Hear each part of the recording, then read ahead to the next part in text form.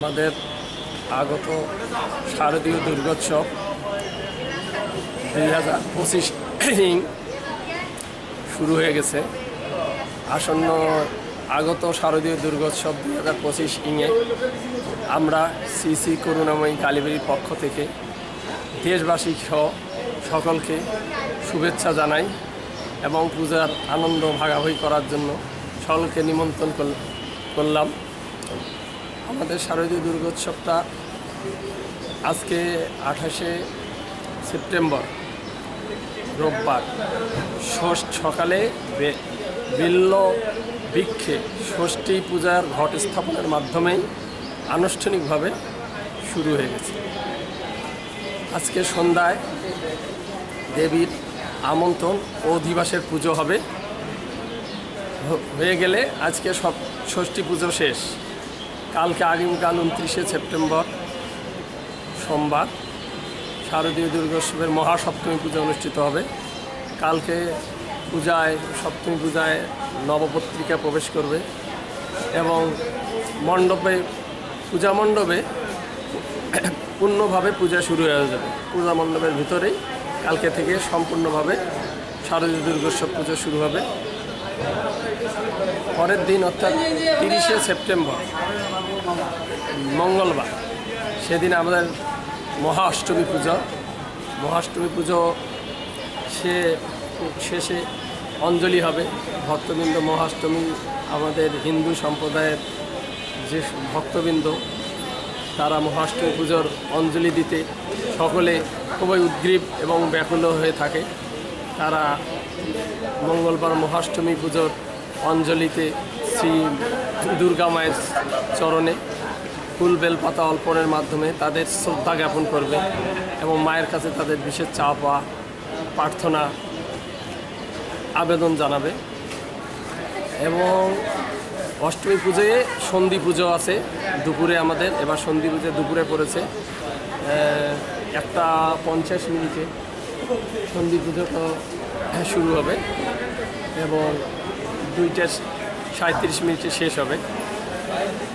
সন্ধি পুজো শেষ হওয়ার পর অষ্টমী পুজো শেষ হবে এবং 1 অক্টোবর বুধবার মহানবমী পুজো হবে।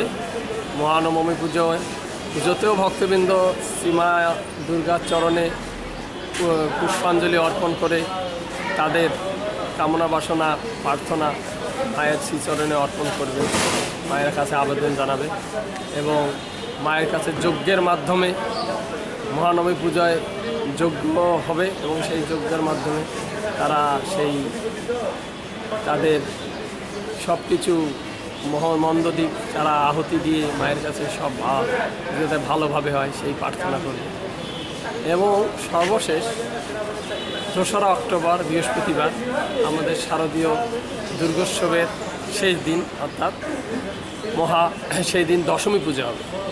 দশমী পূজায় ঘট বিসর্জন দর্পণ বিসর্জনের মধ্য দিয়ে আমাদের শারদীয় দুর্গোৎসবে এইবার 2025-এর পূজার সমাপ্তি ঘটবে এবং ঘটে মায়ের পুজোর বিসর্জনের পর অপরাজিতা পূজা হবে এবং শেষে সিঁদুর খেলা হবে। এটা একটা মা বোনদের জন্য খুব আকর্ষণীয় এবং খুব আবেগঘন এবং সবার একটা বিশেষ চাওয়া পাওয়ার ব্যাপার থাকে। তারা সকলে মা দুর্গার চরণে সিঁদুর ছোঁয়ায় তারা তার মায়ের কাছাকাছি চলে আসতে পেরে তারা খুব তৃপ্ত হয়, যেহেতু আমরা মায়ের খুব কাছাকাছি আসছি, মা হয়তো আমাদের সঙ্গেই বিরাজ করছে।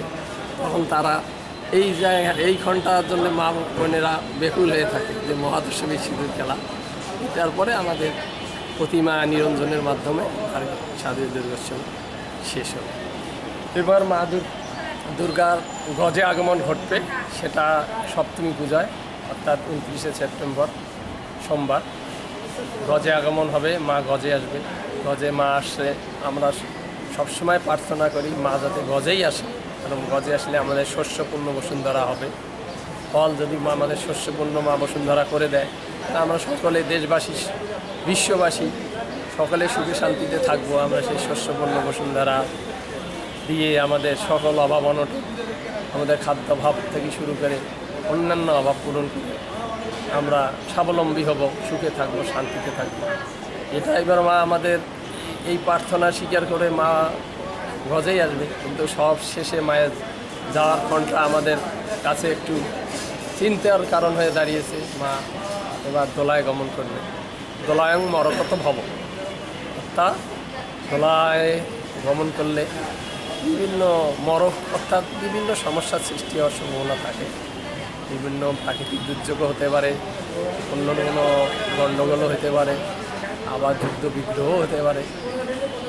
এই আর কি এই সমস্যা। এখন মা যে মরকে এখন কীভাবে মা মরক রূপে দেখা দিবে, কিন্তু মা যতই ফলাফল মায়ের যাওয়ার খারাপ বুঝাক, আমরা মায়ের কাছে প্রার্থনা করব যেন আমরা মাকে পূজা পার্বণের মাধ্যমে সন্তুষ্টি করে মায়ের যেন ওই মরকের ফলটা মা যেন আমাদের বাংলাদেশবাসী তথা বিশ্ববাসীর উপর বর্ষিত না করে মা যদি খুশি মনে আমাদেরকে আশীর্বাদ দিয়ে এই প্রার্থনায় মায়ের কাছে।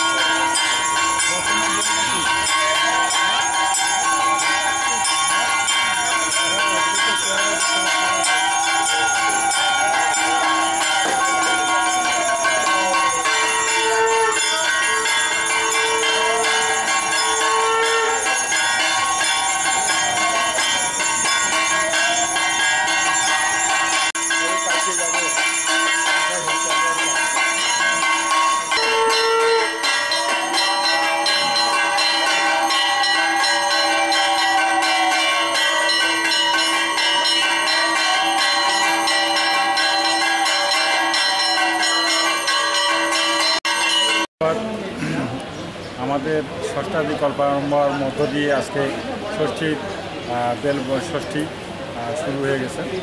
তো শুরু হয়ে গেছে বলতে সমাপ্ত হয়ে গেছে।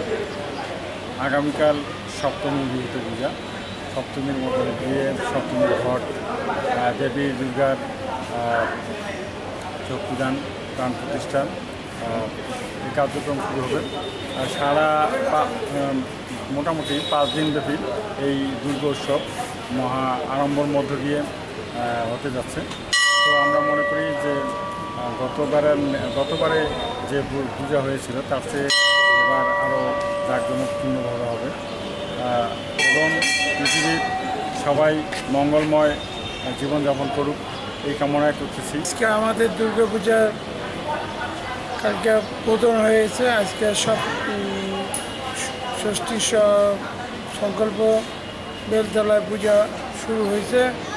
কালকে সপ্তমী পূজা দিয়ে পূজা উদযাপন হবে।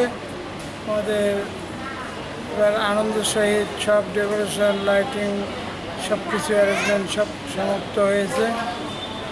পূজা মণ্ডপে লোকজনও দেখা যাচ্ছে, কালকে আরও হয়তো বেশি লোকজন হবে। এবার আনন্দ উৎসব তো বেশি হওয়ার কথা।